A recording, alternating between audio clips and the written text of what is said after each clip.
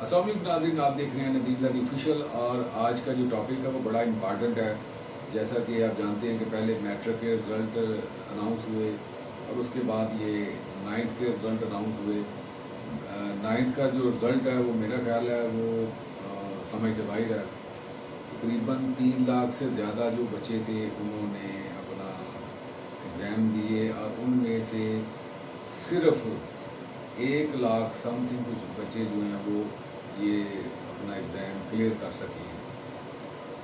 अब इसमें जो मेन चीज़ है वो एक इनके जो फेलियर हैं बच्चे, एक तो उनका जो अपना इस वक्त जो कंडीशन होती है वो बड़ी बैड होती है। वो उसकी वजह क्या है, फेल होने की वजह क्या है, और उसके अलावा फिर जब ये बच्चे अपना दिल बर्दाश्ता होकर खुदकुशी करते हैं उनकी वजह क्या है। अभी ये एक खुदकुशी सामने आ चुकी है।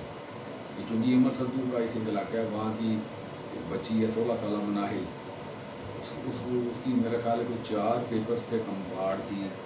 उस बच्ची ने दिल बर्दाश्ता होकर खुदकुशी कर ली।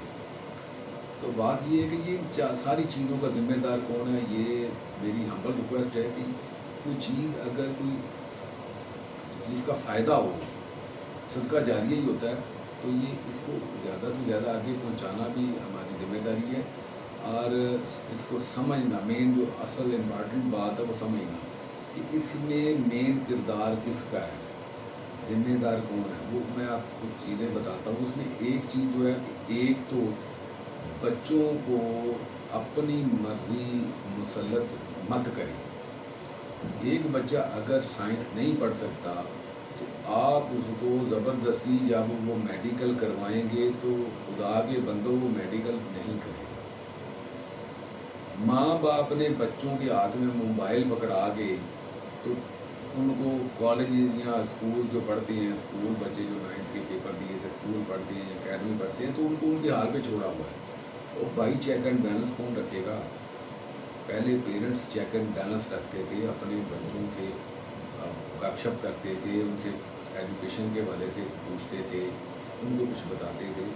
हमने तो हर चीज़ जो है वो अपना अल्लाह पर छोड़ दी है। एक तो ये पेरेंट्स की जिम्मेदारी है कि ज़बरदस्ती आर्ट्स वाला बच्चा अगर मेडिकल करेगा तो वो नहीं करेगा, वो फेल होगा। जो बच्चा करना चाहता है उसको वही करने दें, ताकि वो अपना जब बच्चा ज़हनी तौर पे सेटिस्फाइड होता है तो वो मेरा ख्याल है कि फिर वो बेटर पढ़ता है और वो उसके नंबर भी अच्छे आते हैं। उसके अलावा तवज्जो देनी छोड़ दी है, मोबाइल उनके हाथ में पकड़ा दिए, फिर हम कहते हैं कि ये इसने किया गया है।